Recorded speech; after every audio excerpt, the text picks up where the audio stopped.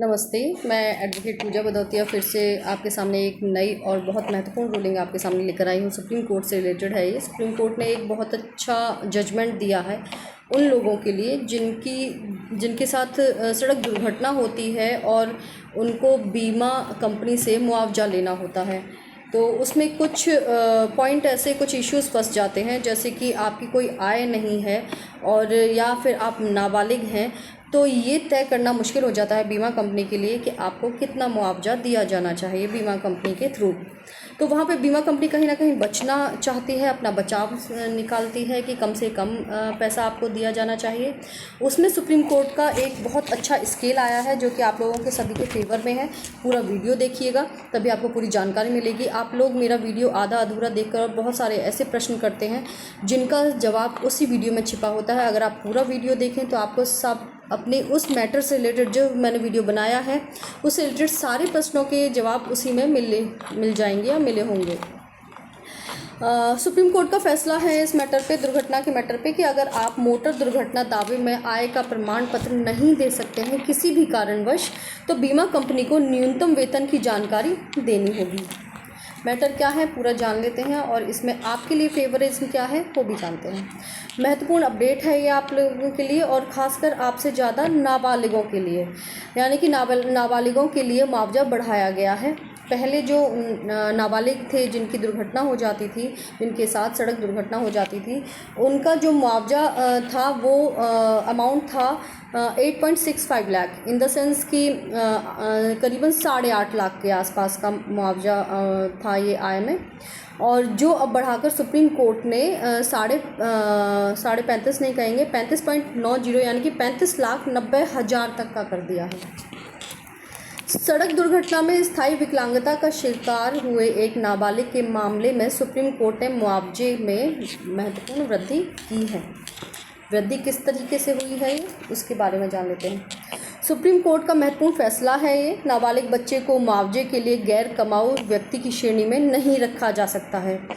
मैं आपको एक छोटी सी जानकारी दे देती हूँ जो आप लोगों को जानना बहुत ज़रूरी है और सबको पता होना चाहिए कि जब कभी हम अपनी बॉडी से रिलेटेड डैमेजेस निकालते हैं कानूनी प्रक्रिया के दौरान, यानी कानूनी व्याख्या में अपनी बॉडी से रिलेटेड डैमेजेस निकालने का तरीका होता है कि आप किस पोस्ट पर हैं, आप कितने महत्वपूर्ण हैं समाज के लिए, आप किस स्तर पर हैं, उसके अकॉर्डिंग आपके डैमेजेस बॉडी के निकाले जाते हैं। यानी कि आपके अगर कोई एक्सीडेंटल डैमेजेस आपको मिलने हैं कहीं से, आपने इंश्योरेंस करा रखा है, उन सब में ये गणना की जाती है। जैसे कि मान लीजिए कोई जुडिशरी का अधिकारी है, जज है या कोई भी बड़ा कोई अधिकारी है, या आपका कोई यूपीएससी से रिलेटेड अधिकारी है, राजस्व से रिलेटेड, जैसे कि आईपीएस हैं, डीएम हैं, आईएएस हैं, कोई भी किसी भी पोस्ट पर, उन सब के जो मुआवजे होते हैं बहुत ही हाई लेवल के जाते हैं। डॉक्टर है कोई अधिकारी लेवल का, क्योंकि माना जाता है कि वो समाज में बहुत ही महत्वपूर्ण स्थान रखते थे, उनका ग्रेड ऊपर होता है, हाई होता है, और एक नॉर्मल इंसान है उसका ग्रेड उसी हिसाब से नीचे गिरता चला जाता है। जानते हैं मैटर, अब इस मैटर के बारे में। नाबालिग बच्चे को मुआवजे के लिए गैर कमाऊ व्यक्ति की श्रेणी में नहीं रखा जा सकता है, सुप्रीम कोर्ट ने साफ साफ बोल दिया है। अदालत ने फैसला किया कि दुर्घटना के समय नाबालिग की आय को उस राज्य में कुशल श्रमिक के न्यूनतम वेतन के बराबर माना जाना चाहिए जहां कार्रवाई का कारण उत्पन्न हुआ है, यानी कि जहाँ एक्सीडेंट इंसिडेंटल कॉज बना है, एक्सीडेंट हुआ है, दुर्घटना हुई है, वहाँ पर। बीमा कंपनियों के लिए नया दायित्व आ गया है। अगर दावेदार उचित आय प्रमाण पत्र नहीं दे पा रहा है तो बीमा कंपनी को संबंधित राज्य में प्रचलित न्यूनतम वेतन की जानकारी प्रस्तुत करनी होगी। ये सुप्रीम कोर्ट का डायरेक्टली आदेश है, डायरेक्शन है बीमा कंपनीज को। सभी एमएसीटी को निर्देश हैं कि सभी मोटर दुर्घटना दावा न्यायाधिकरणों को इस निर्देश का सख्ती से पालन करना ही होगा। मुआवजा निर्धारित करने का तरीका क्या है? न्यूनतम वेतन, ये तरीका भी बताया है सुप्रीम कोर्ट ने।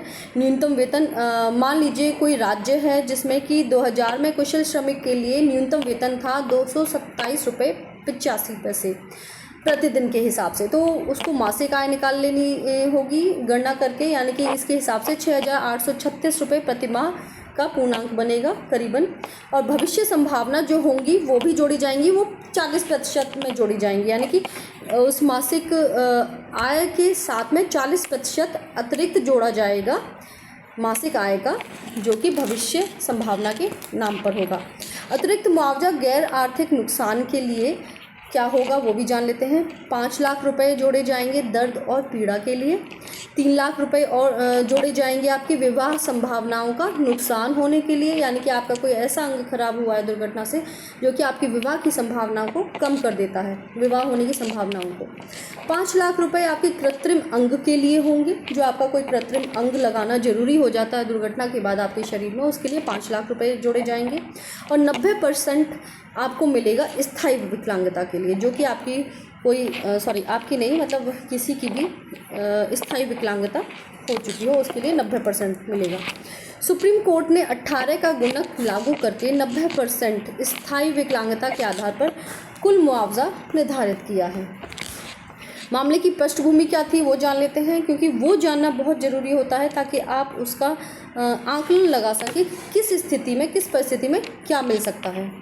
जस्टिस संजय करोल और प्रशांत कुमार मिश्रा की बेंच ने गुजरात उच्च न्यायालय के फैसले को खारिज कर दिया, जिसमें अपीलकर्ता को गैर कमाऊ मानकर मुआवजा दिया गया था, यानी कि उसको गैर कमाऊ मानकर बहुत ही छोटे अमाउंट में मुआवजा दिया गया था।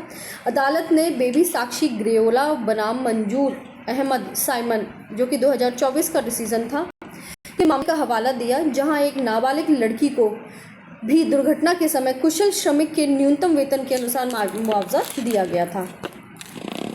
ये एक बहुत ही अच्छी खबर है, अच्छा डिसीज़न है उन लोगों के लिए जो कि अपना वेतन का प्रमाण नहीं दे पाते हैं बीमा कंपनी को, और भगवान ना करे उनके साथ कोई दुर्घटना हुई है तो ये सुप्रीम कोर्ट का निर्देश है बीमा कंपनीज़ को कि उनको एक न्यूनतम श्रमिक आय के बराबर उनकी आय माननी पड़ेगी, और उसके अकॉर्डिंग प्लस 40% अतिरिक्त, और जो भी जैसे भी क्षति हुई है जो मैंने इस वीडियो में बताई है उसके अकॉर्डिंग ऐड करके देना पड़ेगा।